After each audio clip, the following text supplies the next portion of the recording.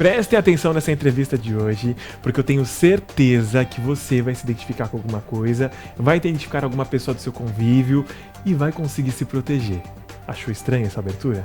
Não muda de canal, fica com a gente. Aqui ao meu lado eu tenho hoje a nossa querida psicóloga e neuropsicóloga Paula Caruso, uma grande amiga. Vocês estão vendo ela nesse momento, é um prazer receber você no estúdio pela primeira vez, a gente conseguindo gravar hoje, né, Paula? Pela primeira vez, o prazer é meu. Vamos ver o que a gente pode ajudar aí os telespectadores. Com certeza. Bom, o tema de hoje que a gente vai conversar com a nossa querida Paula é falando sobre os psicopatas. Às vezes, Paula, a gente acha que o psicopata é só aquele dos filmes de assassinato, aqueles filmes sangrentos, que a gente vê aqueles monstros, Jason, só eles são os psicopatas. Mas, na verdade, no mundo real, eles estão mais perto do que a gente imagina, né? No nosso cotidiano, no dia a dia, né? Sim, na verdade eles estão bem mais próximos do que a gente imagina. Eles estão no nosso meio, do nosso lado. Às vezes no nosso trabalho a gente tem um colega que é psicopata e não é identificado. Um familiar. O familiar é um pouco mais difícil, porque a gente consegue perceber que existem traços de personalidade que estão desajustados, né? E aí alguém da família procura um tratamento. Claro que é meio difícil eles se renderem ao tratamento, né? É difícil. É muito difícil, até porque assim, a psicopatia, que hoje é chamada de transtorno de personalidade antissocial, ela não tem uma cura.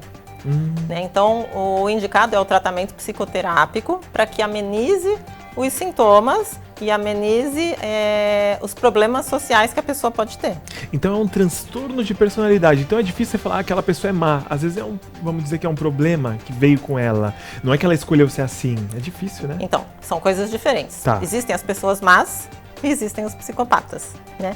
As pessoas más são aquelas que fazem pura e simplesmente maldade. O psicopata é aquele que a mente dele controla ele. Né? Então, assim, ele é um manipulador, ele não tem empatia pelo outro, ele não tem sentimentos, né? Quando a gente fala que ele não tem sentimentos, a pessoa vai falar, mas então não é, o meu vizinho que eu achava que era um psicopata, não é. Não, pode ser. Por quê? Ele finge. Exatamente, ele consegue imitar comportamentos e sentimentos de outras pessoas, para poder manipular a pessoa. Pra gente identificar um agora é a hora da gente ficar com medo aí. Presta atenção, pega o cafezinho e fica com a gente. Pra gente identificar um psicopata, vamos lá. Você já falou algumas coisas. Sim. Bom, mas aí a gente não vai saber se ele tá fingindo ou não, né? Aí tem que olhar outras coisas. O que mais que a gente pode reparar em alguém? Então, na verdade, assim, a primeira questão que a gente tem que observar é que, assim, obrigatoriamente, todo psicopata tem que ter tido algum tipo de transtorno de conduta antes dos 15 anos. Então, o que é um transtorno de conduta? São aquelas crianças que são mais agressivas, cruéis, que entram... Crianças cruéis que matam bichos, fazem maldade por prazer. Exatamente. Não só com os bichos, mas às vezes com os próprios humanos mesmo, né? As pessoas que entram em brigas, né? As crianças na escola brigam toda hora, discutem, são agressivas, brigam com o professor. Então, é um transtorno de conduta. Então, obrigatoriamente, antes dos 15 anos, tem que ter tido um transtorno de conduta. Certo. Tá? E para ser diagnosticado um psicopata, os sintomas têm que começar a aparecer a partir dos 15 anos, mas só pode se diagnosticar depois dos 18. Então a família vai sofrer muito até lá, né? Porque vai ter que saber... pelo menos uns 18 anos, né? Olha só. E Mas já assim, existe um acompanhamento prévio, né? Que você vai fazendo com a criança para tentar melhorar essa situação. É que muitas vezes os familiares, eles não têm condição, né? Não é só a gente que tem condição financeira para pagar um tratamento, né? Muitas vezes eles estão em qualquer lugar e aí fica difícil. Mas uma coisa que eu acho que assim, é muito fácil da gente perceber é transtorno de conduta, irritabilidade, agressão. Agressão pode ser física ou verbal, tá? Falta de empatia. Não tem sentimentos, porém não é que ele não tem sentimentos. Como eu falei, né? Ele imita o sentimento do outro. Então você vai achar, muitas vezes ele é envolvente e até extremamente carinhoso com a pessoa. E eles não sentem medo, remorso, nada? culpa. Nenhuma. Eles são os donos da razão 100%. Sim. Na verdade, muitas vezes eles culpam o outro pelas coisas que estão acontecendo, né? Tá me vindo uma série na cabeça que fala muito sobre isso, que é aquela You, ou Você, no Netflix. É uma aula para você identificar, para você aprender. O principal, que no caso é o assassino, ele comete várias coisas com várias pessoas. E quando ele vai cometer o crime, matar, ele, não, mas você fez isso? É isso aí. Frio. Por que você fez isso comigo? É isso aí. E a pessoa sofrendo. Assistam, vocês que querem aprender sobre isso um pouquinho mais. E também tem livros que ensinam, né? Toda pessoa violenta é psicopata ou não necessariamente? Não, claro que não. Tá. Existem outros tipos de transtornos psiquiátricos que também têm a violência como uma das principais características. E existem graus? Uma pessoa pode ser um pouquinho psicopata, outra muito, ou não existe isso? Não, a pessoa é psicopata Ou é ou não é? e pronto. Não tem meio termo? Não. Todos têm a capacidade de matar? Não. Na verdade, assim, todos têm a agressão e a manipulação como principais características, né? Mas o levar a matar vai depender do contexto que ele vive. Certo. Na verdade, assim, ele busca o prazer e o benefício próprio dele. E aí ele faz o que for preciso. Ele busca o controle da situação, né? Exato. Caso ele seja intimidado de uma forma, pode chegar a acontecer em alguns casos, como a gente já viu aí, né? Vamos falar de emprego, de trabalho agora. Calma, gente. O que a gente tá falando aqui não é que você seja ou que alguém seja, você tem que analisar tudo que ela tá falando e pesquisar também um pouquinho. Mas assim, falam que às vezes muitos psicopatas conseguem atingir cargos altos em empresas, diretorias, presidências, por conta do seu poder de persuasão e manipulação. Isso é verdade ou não? Então, na verdade, assim, o sociopata chega a cargos altos, tá? O psicopata, ele se perde um pouquinho nessa questão laboral, porque ele quer manipular tanto a coisa que ele acaba se perdendo e as pessoas conseguem perceber que tem algo errado. Ele não aguenta se firmar. Ele não se firma em um emprego, muitas vezes ele fica por longos períodos desempregado, né? Ele entra e sai de diversos empregos porque não dá prazer, não é o que ele quer, ele não encontra a pessoa ou a situação que vai favorecer ele. Olha só. E já que você falou do sociopata, qual a diferença do sociopata e do psicopata? Então, a principal diferença é que, assim, o sociopata é uma pessoa mais fria, você vai perceber uma frieza emocional maior, porque o psicopata, ele também não sente, mas ele consegue imitar o sentimento do outro, né? Então, muitas vezes ele é cativante, o psicopata.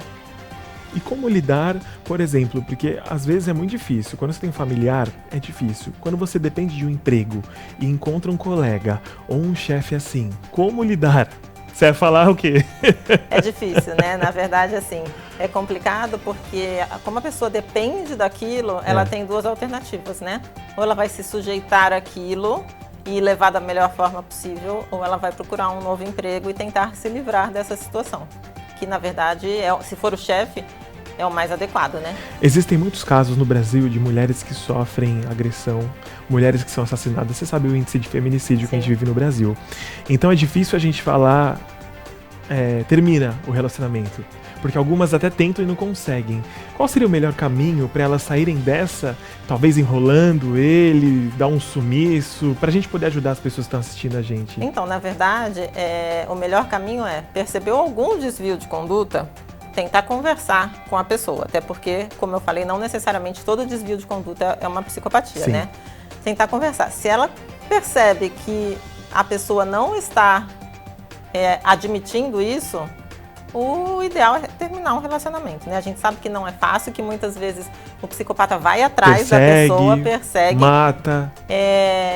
Tem que ser inteligente, né? Então, mas não vamos chegar no estágio do matar, né? Vamos tentar fazer a pessoa se livrar, né? Ensinar como se livrar. Sim. E assim, percebeu algum indício, o correto faz um boletim de ocorrência para que a pessoa não possa chegar perto de você.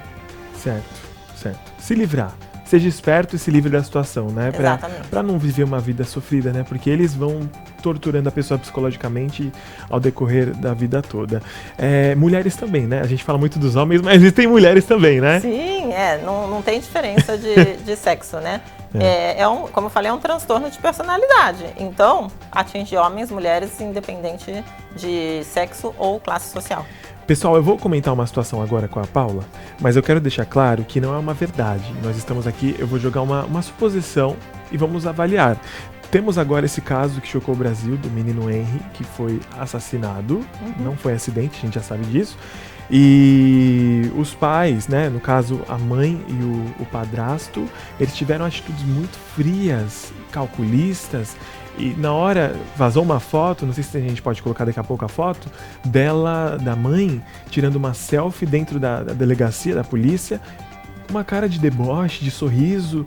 Será que dá pra gente falar alguma coisa disso? É que não dá pra tu dar uma certeza, né? Mas... na verdade, assim, né? Nesse caso, a gente tem que levar sempre em consideração a questão que tem a mídia por trás, né?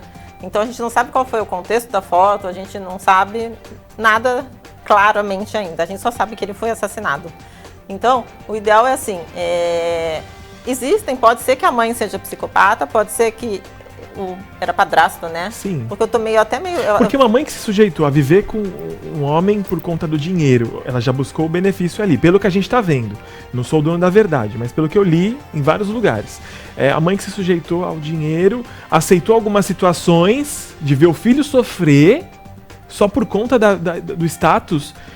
Não é uma pessoa 100%, né? Algum transtorno tem que ter. A pessoa que deixa o filho sofrer, que o padrasto trancava ele no quarto, pelo que a gente viu relatos de babá, de familiares mesmo, né? É estranho ver a pessoa assim, né? Sim, exatamente, né? Só que assim, o que a gente não pode falar com certeza é que seja uma psicopatia, né? Pode, Porque existem N transtornos de personalidade que poderia estar encaixado. Porque os transtornos de personalidade, eles se confundem muito, né? Tem critérios, né? Existe um manual de diagnóstico das doenças psiquiátricas, que é o DSM-5. E lá existem critérios para cada uma das doenças mentais. Então, assim, às vezes, uma e outra se diferenciam por causa de atingir um critério ou não. Entendi. Então, a gente não pode afirmar. Cada caso é um caso. Cada caso é um caso, tem que ser bem estudado, bem analisado, para que possa ser feito um diagnóstico correto. Sim, jogando alto, quantos transtornos? São muitos, assim? Totais? São muitos? Em termos de doenças mentais, muitos. É mais de 100, de 200, assim? Olha... 90 com certeza. Nossa, tudo isso! Mas aí a gente entra não só em transtornos de personalidade, né? Sim, a gente entra nos distúrbios, nos transtornos neurocognitivos, né? Nas doenças mentais e naquelas que são... A gente só conhece os mais famosinhos. Só os mais Existe famosos. muito mais coisa aí nesse oceano aí, nessa imensidão. Maravilha. Falamos um pouquinho sobre os psicopatas. Será que você identificou alguém aí na sua vida, no seu âmbito de trabalho, familiar? É a dica para você sair fora e viver uma vida feliz, mais segura. Porque, como ela falou, nem todos vão chegar a esse ponto de matar, mas trazem estragos aí psicológicos para nossa vida que vão deixar a gente mais triste, mais para baixo, com a autoestima lá embaixo, porque acontece muito. Ô Paulo, eu vou ter que te trazer outras vezes pra gente falar de outros assuntos, bem. Porque tem muita coisa pra gente conversar, não é? Tem. Eu só tenho que te agradecer pelo seu tempo, por você vir aqui hoje conversar comigo, gratidão e por trazer informação de qualidade ao nosso telespectador que merece. Eu que agradeço, Cláudio, obrigada, estou à disposição e acho que assim é bem útil, né, para o telespectador poder perceber às vezes que a pessoa que está do lado dele tem algo a mais do que uma simples questão comportamental. Com certeza. Essa foi a Paula Caruso, psicóloga, neuropsicóloga aqui no nosso programa. Muito obrigado pela audiência e mais um pouquinho de coisa aí no nosso programa de hoje. Obrigado e vamos assistir mais um pouquinho.